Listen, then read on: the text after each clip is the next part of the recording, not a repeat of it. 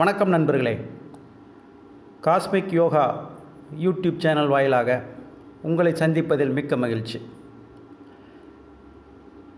Law of attraction, ஈர்ப்பு விதி, இதனுடைய பகுதி 2 அதை பற்றி தான் பார்க்க போகிறோம்.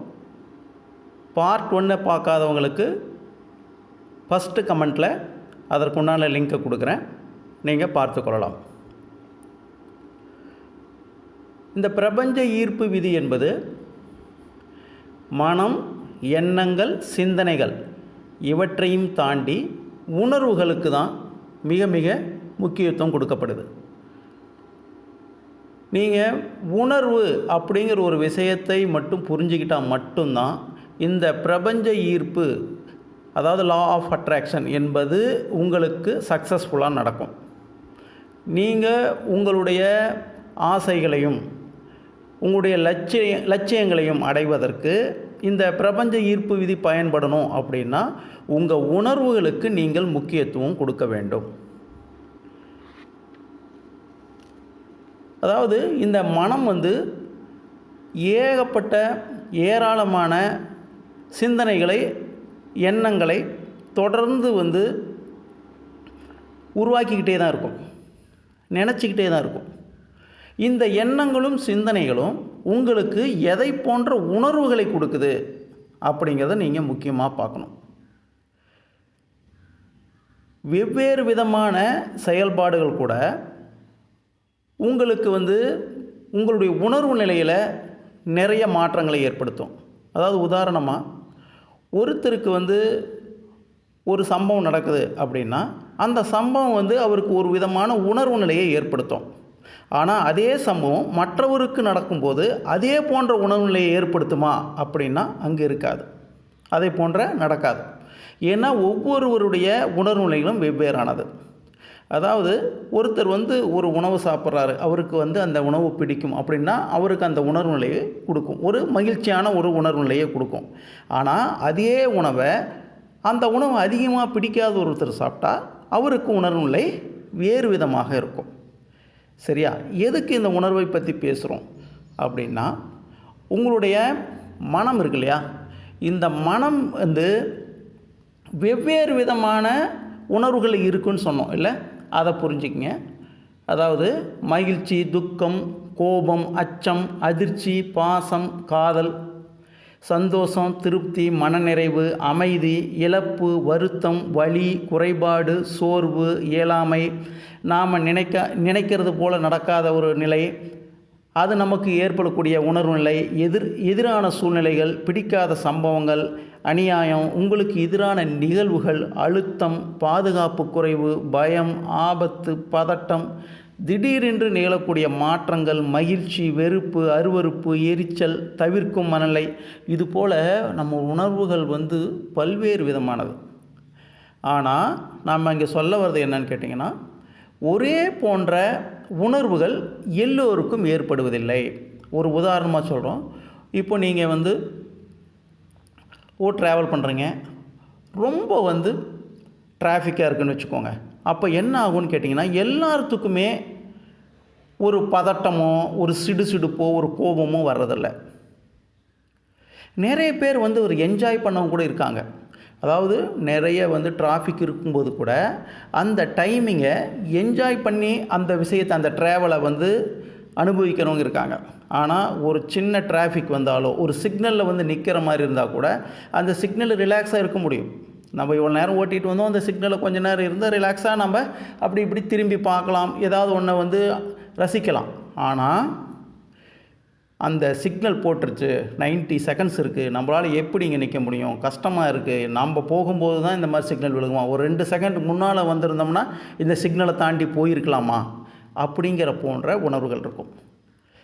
இது எல்லாத்துக்கும் பொதுவானது கிடையாதுங்கிறத இங்கே அழுத்தமாக பல்வேறு விதமாக சொல்கிறோம். அதாவது உங்களுடைய எண்ட் ரிசல்ட் என்ன, நீங்கள் மனசால் நினைக்கிற எண்ணங்களும் சிந்தனைகளும் உங்களுக்கு எதை போன்ற உணர்வுகளை ஒரு நாள் முழுவதும் கொடுக்குது, அது ரொம்ப முக்கியம். ஏன்னா நான் தான் முதலே சொன்னேன், இப்போ நீங்கள் ஒரு ஆஃபீஸ் போகிறீங்க, அந்த ஆஃபீஸ் போகும்போது அங்கே ஏற்படக்கூடிய சூழ்நிலைகள், ஒரு ஆஃபீஸ் அப்படிங்கும் பொழுது நமக்கு சாதகமான சூழ்நிலைகளே கண்டிப்பாக இருக்காது. பல்வேறு விதமான சூழ்நிலைகள்லாம் இருக்கும். ஒரு நாளைக்கு ரொம்ப நமக்கு மனதுக்கு இதமான சூழ்நிலைகள் இருக்கும். ஒரு நாள் வந்து நமக்கு சிரமத்தை ஏற்படுத்தக்கூடிய சூழ்நிலைகள் இருக்கலாம். இது அங்கே மட்டும் இல்லை, நம்ம ஃபேமிலிலையும் அப்படி தான் இருக்கும். இல்லை நம்ம வெளியில் சமூகத்தோடு வாழும்போதும் அப்படி இருக்கும்.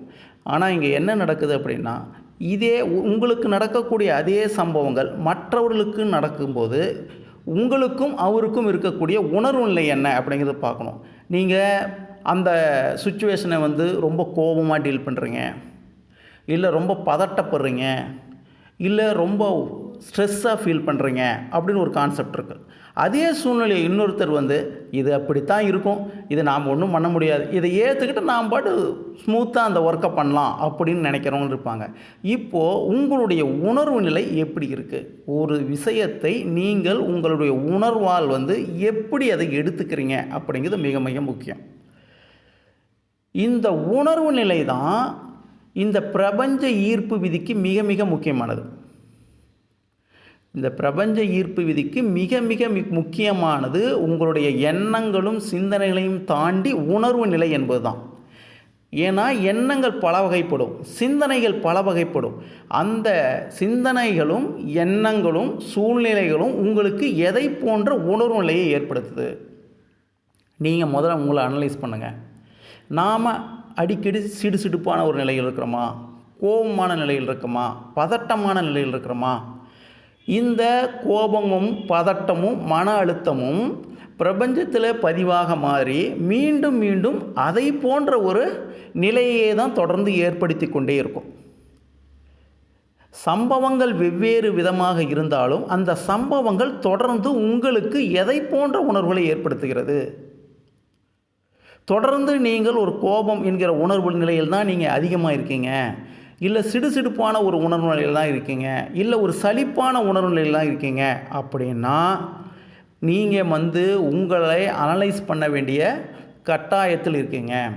நீங்கள் தொடர்ந்து பிரபஞ்சத்தில் அதை போன்ற ஒரு சூழ்நிலைகளையே ஈர்த்து கொண்டே இருப்பீர்கள். ஏன்னு கேட்டிங்கன்னா, பிரபஞ்சத்தை பொறுத்தவரை நீங்கள் எந்த உணர்வுகளை தொடர்ந்து வெளிப்படுத்தி கொண்டே இருக்கிறீர்களோ அந்த உணர்வுகளை மீண்டும் மீண்டும் உங்களை வந்தடையும். அப்போ நீங்கள் என்ன பண்ணணும்? முதல்ல நீங்கள் உங்களை அனலைஸ் பண்ணுங்கள். நாம் எதை போன்ற உணர்வு நிலையில் நாம் தொடர்ந்து இருக்கிறோம்? உங்களுக்கே தெரியும். உங்களுடைய ஒரு காலையில் எந்திரிக்கிறீங்க, காலையில் எந்திரிக்கும் போது இரவு முழுவதும் ஓய்வெடுத்து காலையில் எந்திரிக்கும் பொழுது ஒரு உணர்வு நிலை இருக்கும். நீங்கள் ஒரு நோட்டோ ஒரு டைரியோ எடுத்து இன்றைய உணர்வு நிலை எவ்வாறு இருந்தது காலையில் எந்திரிக்கும் போது அப்படின்னு எழுதிக்கங்க. அதே போல் இரவு படுக்கும் பொழுது இன்றைய நாளில் என்னெல்லாம் நடந்தது, அதில் நம்மளுடைய மனநிலை நம்மளுடைய உணர்வு நிலை எவ்வாறு இருந்தது அப்படின்னு பாருங்கள், அதை எழுதுங்க. தொடர்ந்து ஒரு 10 நாள் இதை எழுதும் பொழுது அந்த 10 நாள் சம்மரி நீங்கள் பார்த்தீங்கன்னா கண்டிப்பாக நீங்கள் எந்த உணர்வு நிலையில் வாழ்ந்து கொண்டிருக்கிறீர்கள் அப்படிங்கிறது தெரிஞ்சிடும். அதை மாற்றுவதற்கான முயற்சிகளை மேற்கொள்ளுங்கள். இதற்கு நிறைய பயிற்சிகள் இருக்குது. முதல்ல வந்து நீங்கள் எந்த ஸ்டேட்டில் இருக்கீங்க, எதை போன்ற நிலையில் இருக்கிறீங்க அப்படிங்கிறத முதல்ல நீங்கள் புரிஞ்சுக்கங்க. இந்த வீடியோவை பார்த்ததுக்கப்புறம் நீங்கள் நிச்சயமாக இந்த விஷயத்தை முன்னிலைப்படுத்தி அதற்குண்டான வேலைகளை செய்யுங்க. என்ன பண்ணணும்?